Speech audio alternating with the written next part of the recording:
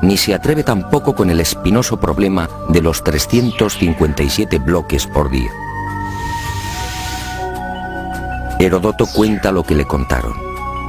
¿Es esto una prueba científica para determinar cómo y cuándo se levantó la Gran Pirámide?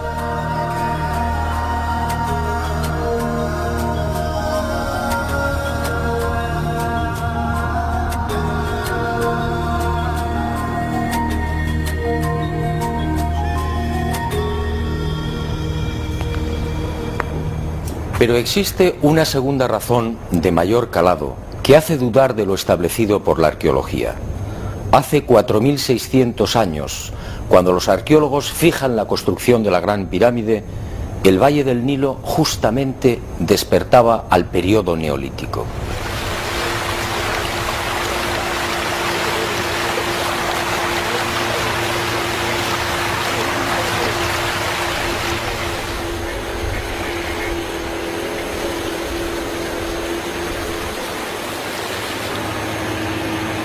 En otras palabras, tanto en el sur, en el Alto Egipto, como en las regiones del Fayum y del Delta Occidental, los habitantes malvivían en chozas de juncos y adobe.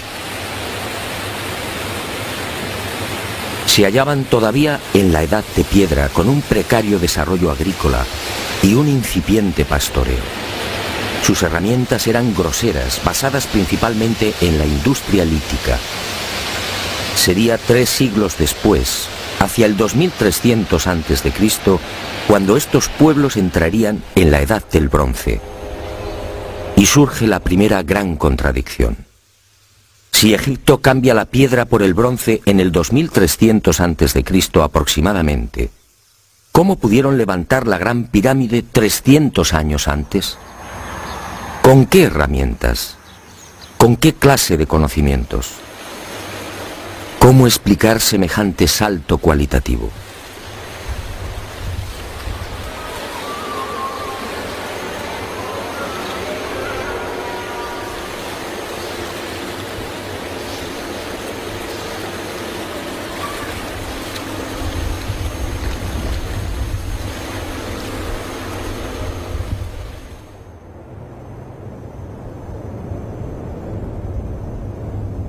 Nadie en su sano juicio y con un mínimo de información puede aceptar que esta maravilla arquitectónica fuera obra de unas gentes primitivas que ni siquiera conocían la escritura.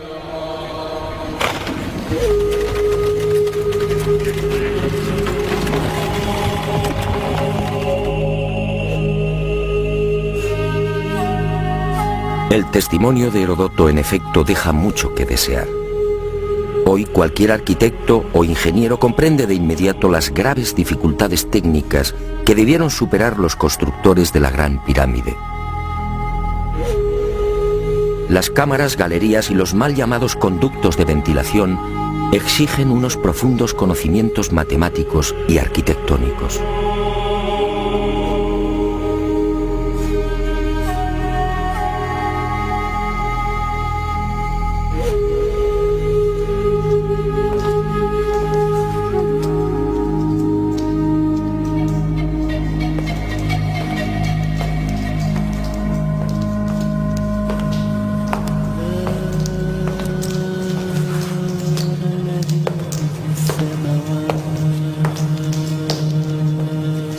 Basta echar un vistazo a las toscas herramientas con las que, según los arqueólogos, se construyeron las pirámides para comprender que algo falla en esta historia. Unas herramientas, además, que no existían hace 4.600 años. Es que estos mazos, niveles, bolas de dolerita, escuadras, trineos de madera y regletas sirvieron para establecer las asombrosas proporciones de la Gran Pirámide. ¿Cómo explicar, por ejemplo, que la desviación de la orientación norte-sur de sus caras no supere los 3 minutos 20 segundos hacia el oeste? ¿Cómo explicar la increíble perfección de la angulación de los bloques de revestimiento? Hoy solo podríamos alcanzarla con instrumentos ópticos.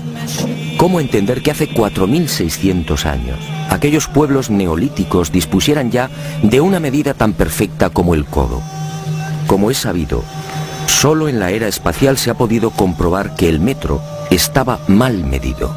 Su longitud en realidad es algo más de lo que siempre habíamos creído. El metro exacto tiene una longitud de 1.047.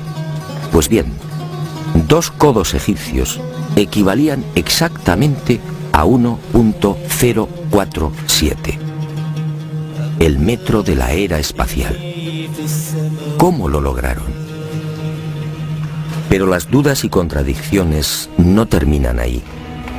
Hasta el día de hoy, nadie ha logrado explicar satisfactoriamente el sistema de iluminación utilizado a la hora de construir las pirámides. Las tradicionales antorchas no sirven. No hay restos de hollín en techos o paredes. En cuanto a la fórmula de los espejos, reflejando la luz solar hasta lo más profundo, tampoco resiste un análisis medianamente serio. El movimiento del Sol obligaría a los constructores a una penosa labor de permanente rectificación. Esa luz sería útil como mucho para las salas y galerías más próximas a la entrada.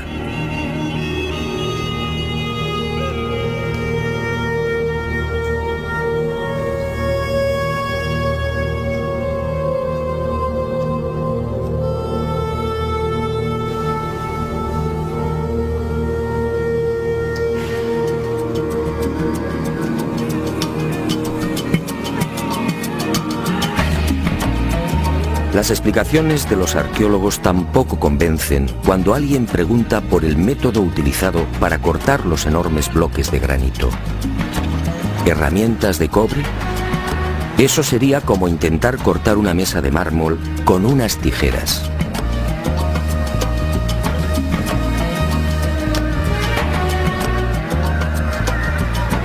Y otro tanto sucede con el asombroso y enigmático pulido de los vasos de diorita y granito. ¿Qué clase de taladro utilizaban para que la cara interior ofrezca el mismo pulido que la exterior? ¿Cómo lo lograban si por las bocas de estos panzudos vasos no cabe siquiera la mano de un niño? Y otro detalle estremecedor. Al examinar el pulido de estos vasos y platos, los expertos han comprobado que a cada vuelta la presión ejercida era 500 veces mayor que la obtenida en la actualidad con los poderosos taladros de punta de diamante artificial. Y de nuevo la gran interrogante. Si muchos de estos vasos han sido fechados en el 2600 a.C., ¿quién los fabricó? ¿El hombre de la edad de piedra? Evidentemente no.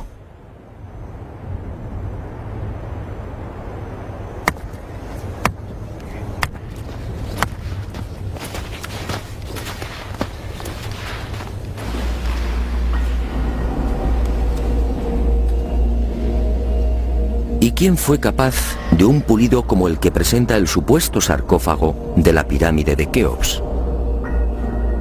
El acabado en el bloque de granito resulta imposible para un hombre del Neolítico. Mientras las esquinas aparecen absolutamente cuadradas, el índice de imperfección de la superficie del sarcófago no llega a 2/10 milésimas de pulgada. Es decir, la 10ª parte del espesor de un cabello humano.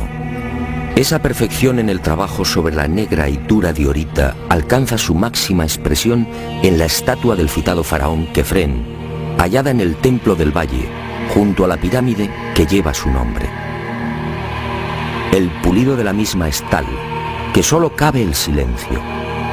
Nadie sabe, nadie entiende cómo se logró semejante belleza hace 4500 años. ¿Y cómo explicar la técnica empleada para la ejecución de estas perforaciones? Son perfectamente visibles en muchos lugares del Egipto faraónico. Aquí, en la entrada real de la pirámide de Keops, tenemos una muestra. Para la arqueología no hay misterio. Estos orificios, dicen, se conseguían mediante la introducción en la piedra de un cilindro hueco que al girar cortaba el granito. Pero al examinar la espiral grabada en el interior, algo no concuerda con la versión oficial. La distancia entre línea y línea es